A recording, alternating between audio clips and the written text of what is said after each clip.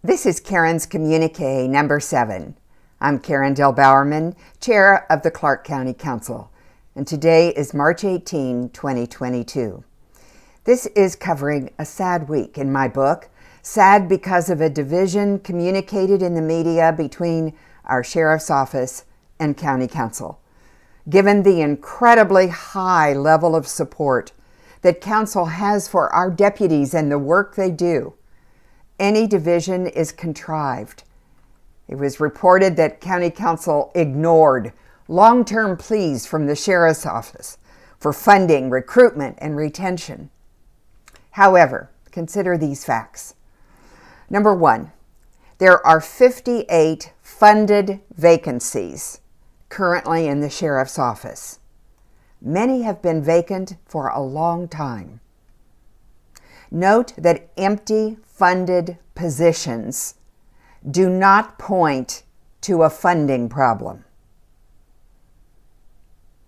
Number 2, the Sheriff's Office has an expense budget of $68 million this year, and that's up from last year's expenses of $65 million.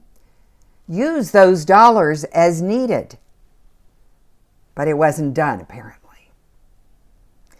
Number 3, if expense budgets don't cover what a department envisions, they can submit additional funding requests. The sheriff submitted only 2 this year, unrelated to concerns that the media have been publicizing.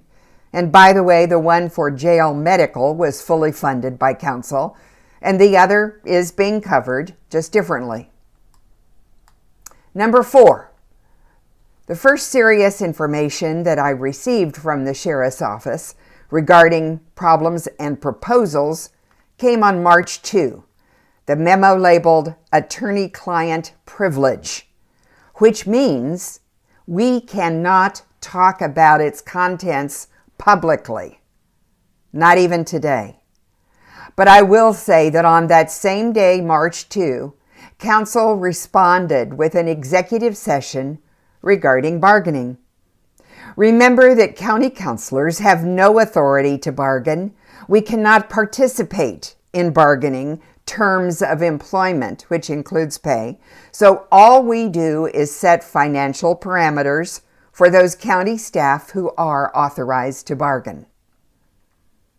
And number 5, on March 14, when the sheriff was on vacation, he sent yet another press release announcing this time reduced community service and said his pleas to county council have gone unanswered.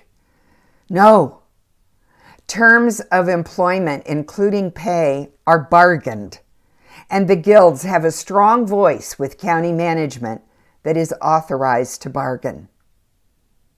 Our community is divided, and I maintain that we can work through this when we try.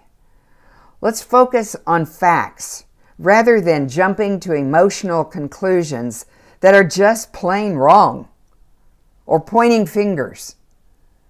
One thing for sure, we all support the Sheriff's Department and the invaluable protection they provide. We value their work and appreciate their selfless contributions, whether in corrections, road deputies' work, or support staff. When the healing of a divided community is called for, it can't be fixed by stricter laws or looser laws or by greater ARPA funding.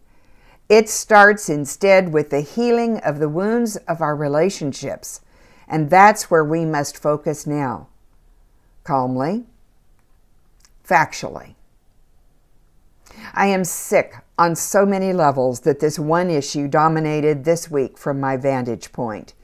We'll branch out next week, as usual, in my communique. Bless you all, and see you next week.